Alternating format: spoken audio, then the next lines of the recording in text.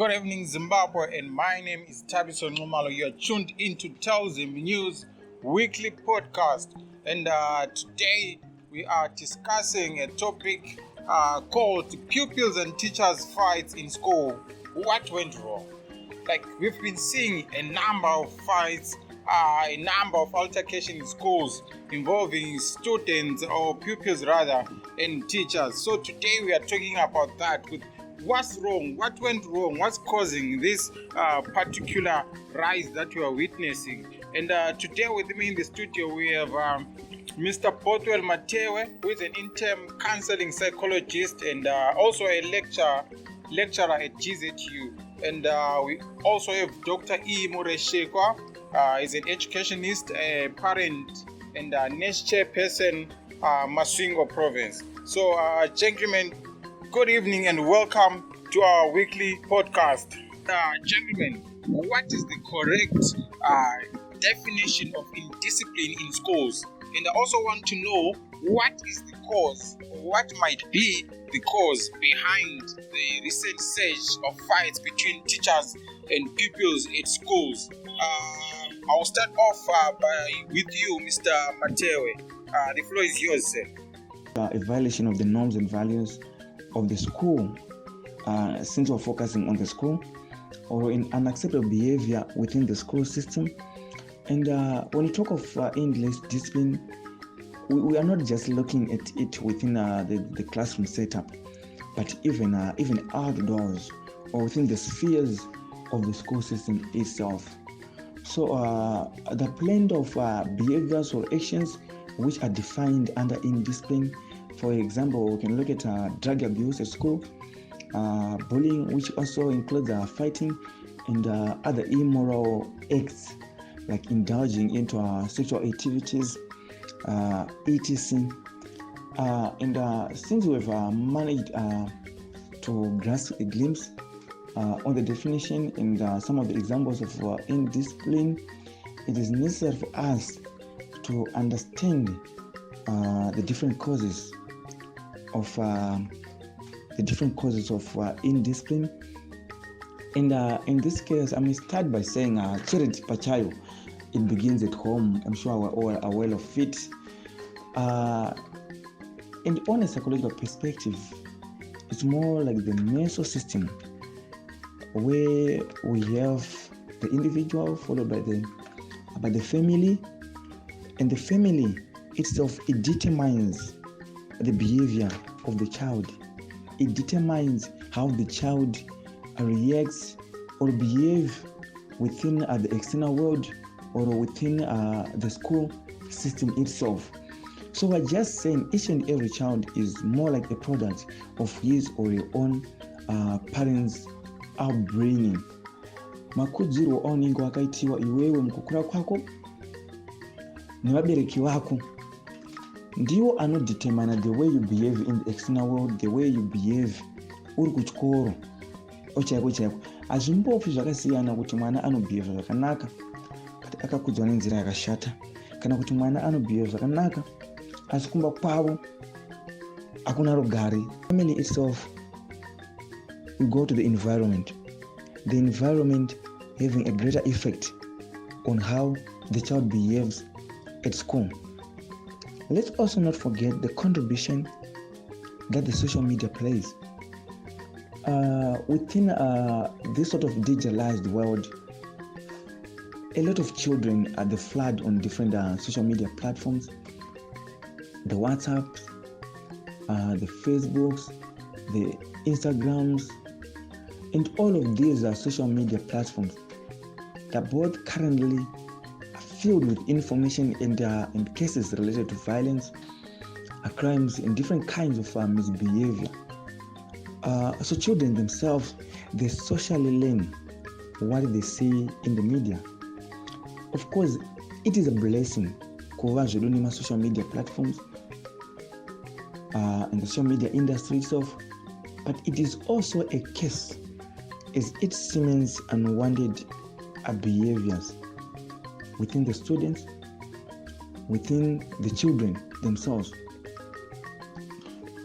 So children or students iwo pachawo they actually have an age of practicing what they say. Zvavanoona, they try their level best to imitate what they see on social media, which they tend to call social learning in psychology. Zvavanoona zvichiitika vanozama kuda kuzvikopera. Kana mwana achigona kukopera zita a model or a celebrity, anozotadza here kukopera the behavior of that model also, or that celebrity, or the behavior being portrayed by a main actor within an action-packed film or an action-packed movie. It's possible. Vanotanga kuzvidzidzira. And the unfortunate part is, havasi kungodzidzira individually. Vari kudzidzira nevamwe ma-individuals. And in this case, within a school setup, most students are kudzidzira on each other. Thank you so much, Mr. Mateo. And Doctor, you're an educationist. What's your take on this one? Over to you, Doctor. Okay. Thank you very much. I want to thank my psychology colleague. What my psychology colleague has been saying. He has covered part of what I have said in the first statement that I presented, where I talked about the issues of lockdowns, issues of social media, and the changes in sudden changes in policy. I'm coming from an educationist background, where I am saying all along things have been okay. We had our families which have been failing to operate, yes. But my worry is you find at the moment things have just changed abruptly. The type of misbehavior, the type of indiscipline that we are experiencing in schools is different from all what has been happening. And then my explanation on that is that during the lockdown period, I think you can agree with me if there are people who watched news when schools were said to be opening. Parents were very happy because they realized that parents, their children are going back into the hands of the people that are trained to handle them. And then during COVID-related lockdowns, children were just roaming the streets, doing anything that they would want to do. And from there, they learned a lot of vices, which are not usual of them during the time that they would be going to school when there were no lockdowns. And then when it comes to issue here, social media, I think my colleague has explained it very clearly. You find that social media is enabling children to visit certain sites where they could not go in previous years, things that they could not access before. And then they are now accessing them, and then they are teaching them. Children are very experimental. They want to experiment with themselves. They want to experiment with their friends. And hence, social media has got a serious problem. And then from the perspective of an educationist, again, you will find, I know people may not necessarily agree with me, but I see the changes in policies that we have experienced recently as having contributed to the problem of indiscipline that we are experiencing. If I were to give an example, at some point I attended a workshop in South Africa. We had 10 countries there. And then when they realized that I am a headmaster or a principal in a school in Zimbabwe, they wanted to talk to me because they were impressed by the type of discipline that our children have. And then they wanted to learn from me as to how we were disciplining them. And I told them simply, no, we discipline our children. We don't punish them, we discipline them. Even at times by way of beating. They were so surprised because they were telling me that teaching is becoming impossible in their countries. And as an educationist myself, I am seeing that coming into our own country as well. Very soon, teaching is going to be impossible because there is no way we can now discipline the children. I know as I am talking, people may feel that no, these people enjoy beating children. There is no teacher, there is no head who enjoys beating children. You can give the examples of that guy who was seen beating a child. Yes, that person could be a teacher because he was in the classroom. But to me, that person, if you would really look at it, he may not be a teacher in the real sense, given the fact that he is coming from the background of a private school. I feel personally that even at a family level, the idea that a parent cannot discipline his own child, if he does discipline the child, he can be arrested. I don't think it is. Yes, it's law, and law is not measured. The goodness of a law is not measured in terms of anything else except the simple fact that it is a law. That these are some of the laws that we are taking from foreign countries that have already destroyed their own children there, and they are also going to be destroying our own children locally. So this sudden change of policy is affecting our children. I would have wanted a situation where we control, we tell our teachers, we tell our parents, even at a family level, don't beat children, right? We need not to enjoy punishing them, but we should enjoy disciplining them. At times, the simple fact that a child knows that, no, if I misbehave, I will be beaten by my mother. Even if the mother does not beat, that will be fine. The simple fact that if I misbehave, I will be beaten by my father. Even if the father will not beat, that will still be fine. It also translates to the simple fact that if a child knows that if I misbehave, I will be beaten by my headmaster. Even if we don't beat, children will behave well. So, in fact, we have not seen enough yet. Things are going to be worse. Those were very powerful words. Thank you so much, Doctor. Mr. Matewe, over to you, sir. Well, thank you so much for that question. This needs to be taken more of an integrated or integrative approach. But referring to the question itself, it's truly a mental health problem. But I'll kindly take it on the teacher's perspective, as I have alluded earlier on, that sometimes it is not the child but the parents and also the teachers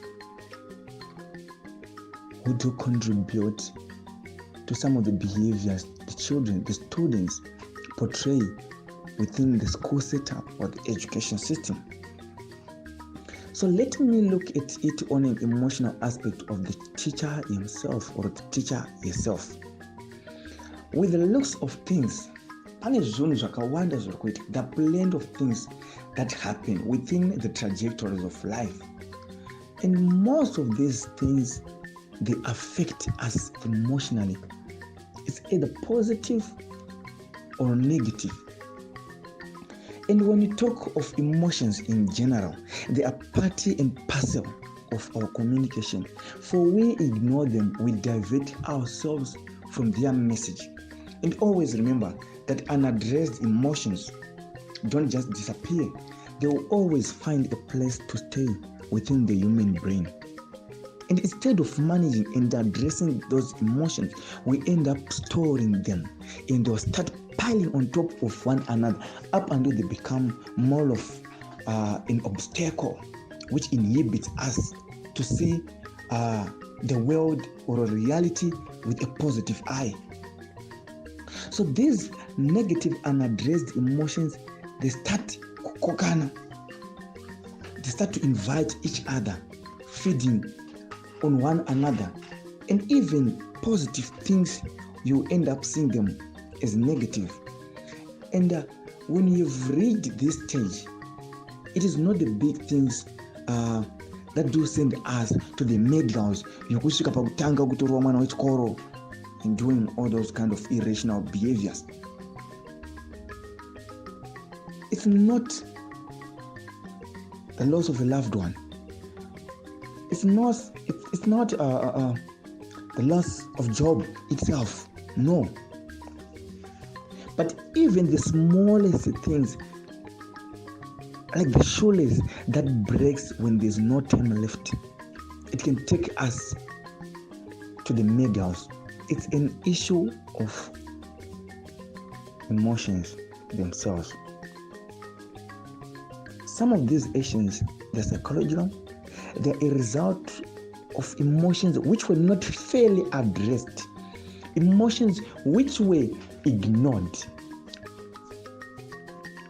from the beginning. Thank you so much, Doctor. And back to you, Mr. Mateo. We're still on the same question, but can you please explain further as a psychologist on this, but from a teacher's perspective? Thank you so much, sir. Over to you. Thank you so much, Mr. Mateo. Can I cut you short a bit and pass it to Dr. Mureshera for a bit so that he can say his bit, then you come back on the same question, but reflecting or looking at it rather from a teacher's point of view. Okay, thank you so much. Over to you, Doctor. Okay, thank you very much. If I look at the second question, which is very closely related to the first one, no matter why we are discussing them in the same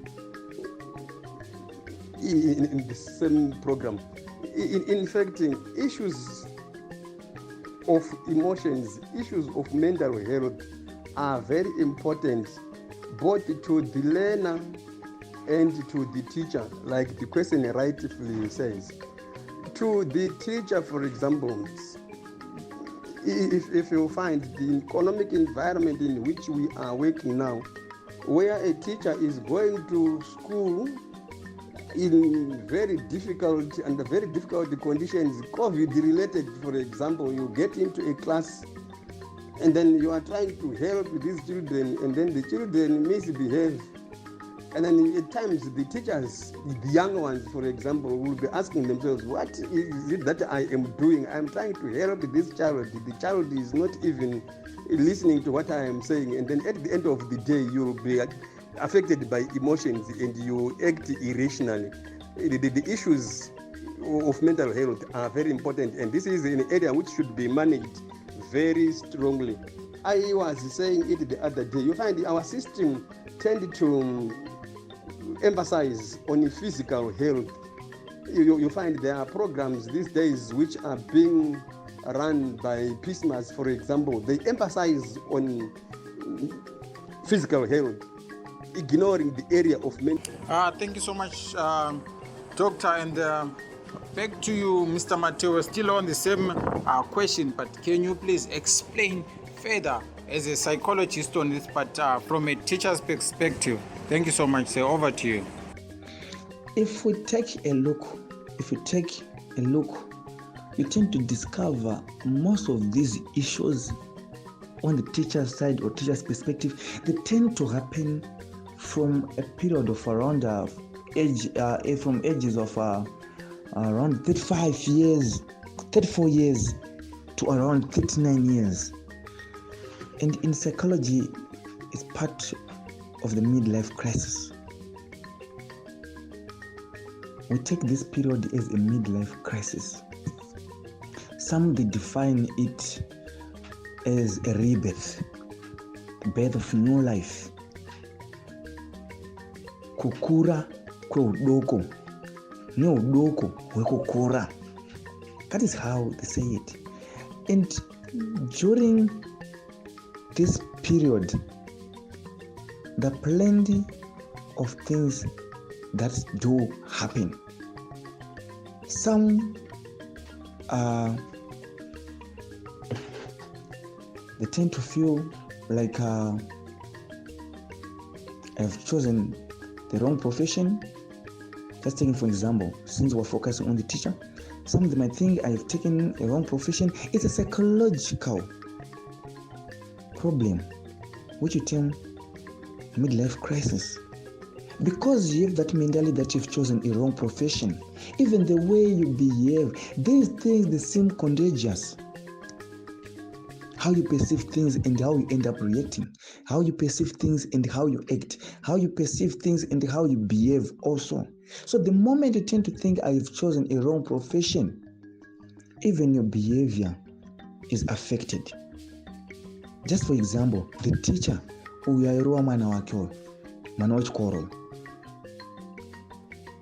is most likely to be from that age range. that of 35 to around 39, which is part of the midlife crisis.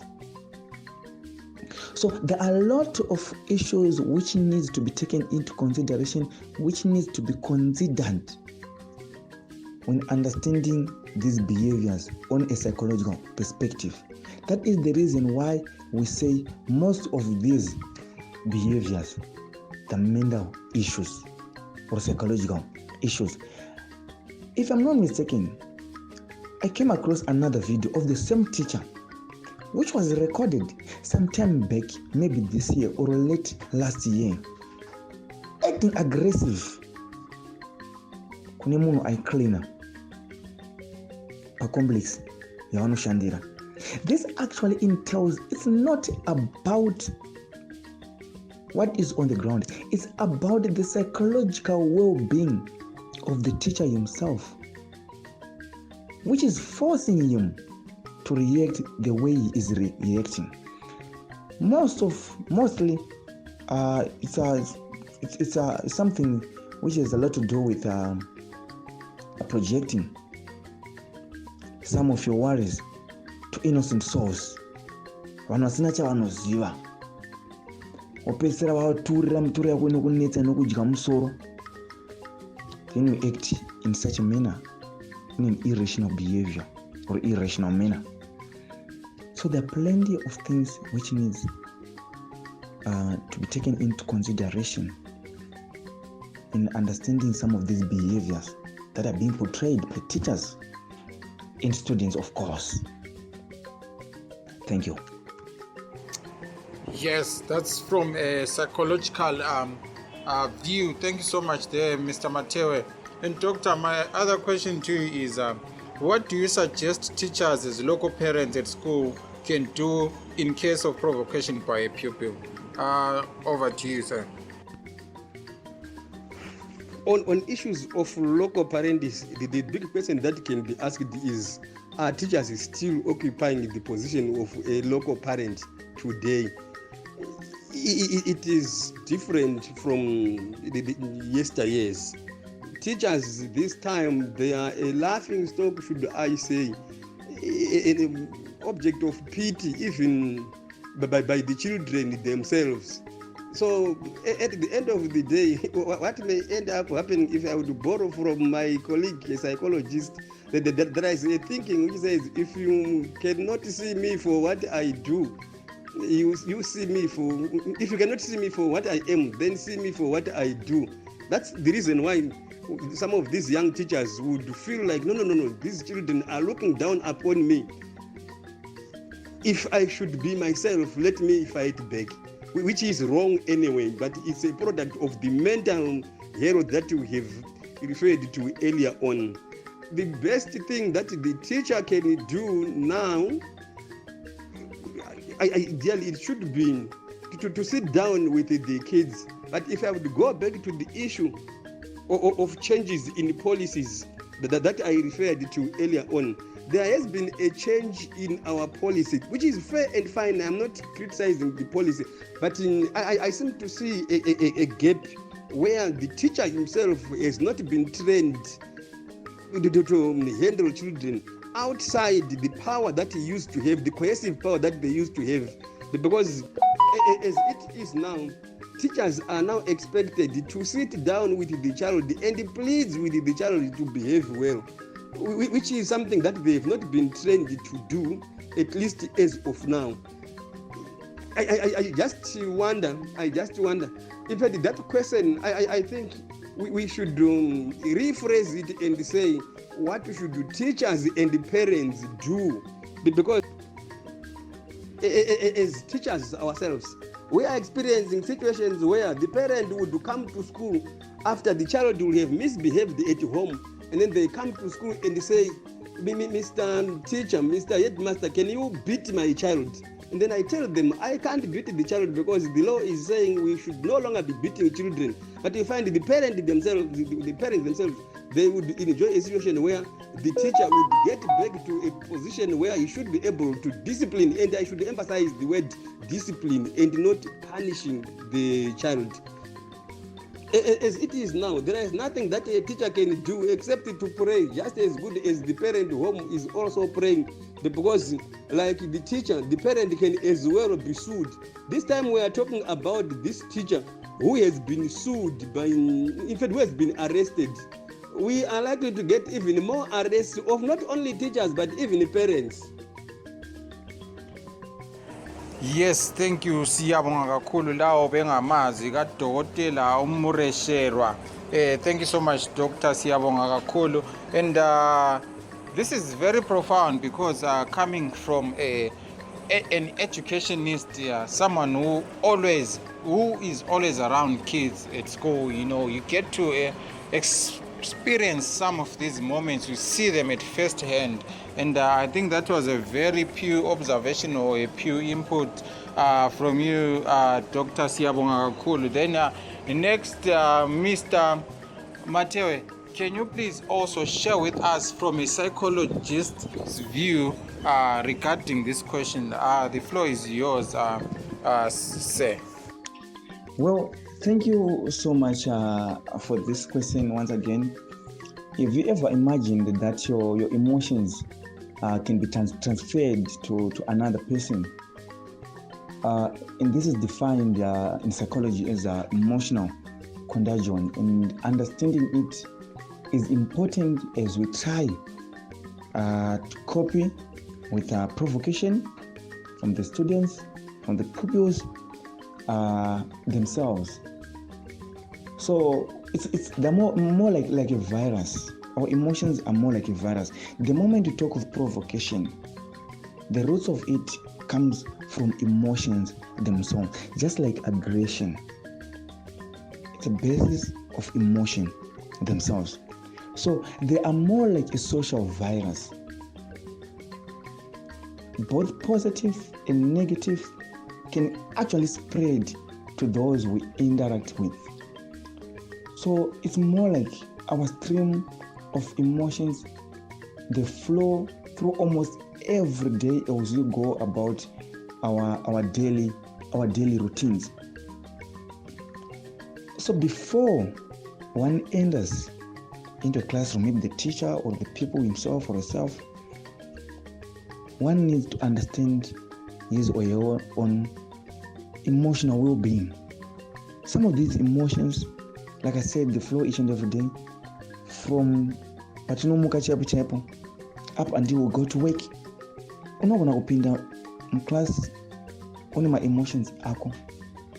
But if you are capable of perceiving your own emotions and perceiving the emotions of others, and in this case we're talking of provocation from the students or by a pupil or by a student, and if you manage to perceive my emotions a student or my emotions a pupil, you'll be able to differentiate the communication, be it positive or be it negative. Sometimes the child, it might be something to do with the background. So if the issue of emotional contagion also affects us, it means we are going to grab the emotion of the child. It's like a magnet. Mwana zvaita kuti aite zvaita kwauri vichaku affect again. It's going to trigger the brain location which has a lot to do with emotions. Then you respond likewise, but not saying you were not capable of managing your emotions, but you failed to perceive the emotions of the child, to perceive the emotions of the student and yours also. So you need to be able to perceive the emotions. Because most of the time we tend to address things which are not the problem and leave the problem aside instead of addressing the problem. Like I said earlier on, emotions, they are an information source. They communicate a lot of things to us. So if you fail to attend to those emotions, if you fail to perceive the emotions of the child, it is going to affect our decision making, which leads to impulsive and emotionally driven decisions. Thank you so much, Mr. Matewe. and kune mubvunzo panapa kulo mbuzo lapha Mr. Matewe, which is directed to you. Our listener is saying, what can you say about the lack of mental health support in our country? Isn't this contributing to the deteriorating social fabric? This is yours, Mr. Matewe. Well, thank you so much for that question or contribution, sort of, but I've managed to understand it. Well, you are quite right that the country itself haven't yet recognized the presence of psychologists, mental health practitioners, psychiatrists, and so forth. They haven't recognized their value to mental health. But if you take a close look, tinobva taona kuti iyo nyika pachayo, nyika hazimunhu, nyika vanhu, and isusu pachedu individually, we need to take part on issues of mental health support. We have psychosocial support, and psychosocial support is not limited to mental health practitioners, is not limited to psychologists, is not limited to psychiatrists, is not limited to any mental health practitioner. We as individuals, we can offer psychosocial support. And thank you so much, Mr. Matewe. And as we wrap up the show, there's a listener here who's directed this question to you, Dr. Mureshera. Hanzi, what can be done to minimize teacher-pupil conflicts? Over to you, Doctor. What can we do to minimize or to avoid pupil-teacher conflict? Over to you, Doctor. Okay, what is the way forward in this case? What can be done to minimize teacher-pupil conflict? Fine, there is teacher-pupil conflict, which is something which is visible, something that we are seeing because schools are big institutions. But I don't see it from the perspective of teacher-pupil conflict on its own. It's actually parent-child conflict. And then personally, I feel we have got to rethink at times, even some of the policies. I go back to the issue of policy because this is where we should start. At the moment, our children really know. I know, yes. Children should not endure. They should enjoy their life. They've got all their rights, but the rights also have got responsibilities. We need to get to a point where we work together as a team, including the issue of psychologists, like what my colleague is saying. Psychologists should come and psychologize not only children, not only teachers, but even children themselves.